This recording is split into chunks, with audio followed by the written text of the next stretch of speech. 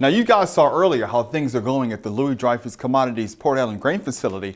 But what can we expect this fall when farmers begin to haul corn, milo, and soybeans at that facility on the Mississippi River all at the same time? Neil Melanson gets us the answer in this week's edition of The Bottom Line. The Bottom Line is brought to you by the Cotton Board, strengthening the fiber of our industry. And as you saw from Avery's story earlier, there's a lot going on here at Louis Dreyfus. And of course, one thing that's coming up very soon is this year's harvest season, which should provide a whole new set of challenges. Make no mistake, the Dreyfus facility is up and running at the Port of Greater Baton Rouge and is ready for those first crops to start rolling in. They've been steadily loading ships and have 2 truck dumps to take in grain. The problem will come in when the harvest season really gets in full swing.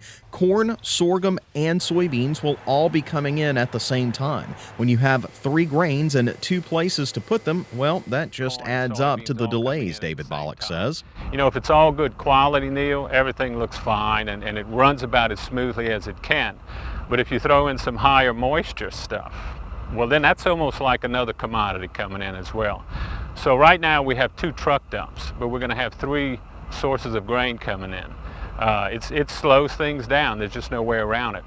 One of the things that I'm excited about bringing rail back in is that the design will be to be able to dump trucks at the rail dumps as well. I think that'll be a huge boon for us as far as, servicing the farmers and bringing in as much truck grain as we can, because nobody wants to wait in line. We have our escort program in place. I think we've made some real improvements with it, and that's important when you bring in the soybean, the early soybean crop, because so many sugarcane farmers. They have a lot of H-2A workers, and I think we're going to be in much better shape as far as accommodating that this year. So a lot more beans, and the fact that more of it will be beans and fewer corn acres at least and everything probably helps us a little bit more as far as being productive, unloading trucks and getting farmers turned around. Certainly, I think we did see a big increase of soybean acres, 20% or so. Most of that, at the sake of corn. Corn acres really dropped, and that's something that you just see in the South, and in Louisiana, Mississippi, you can see huge changes in corn acres. The bottom line, though, is that Louis Dreyfus is another option, and it is going to be good for farmers, even if this year may be a logjam of trucks. When more grain storage plus the train yard is complete, the system will be one of the most modern grain facilities in the world.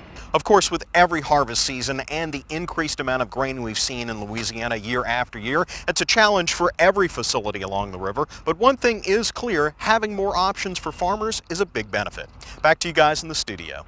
Thanks, Neil. Well, that just about does it for this week in Louisiana agriculture. Be sure to join us next week when I'll bring you the final profile for the finalists for the Louisiana Farm Bureau Young Farmer and Ranchers Achievement Award. Until then, you can always watch all of our stories from past shows or this show on our website, twilatv.org, and keep up with what we're doing on social media via Facebook and Twitter. For all of us here at Twila, thanks for watching. We hope to see you again right here next week.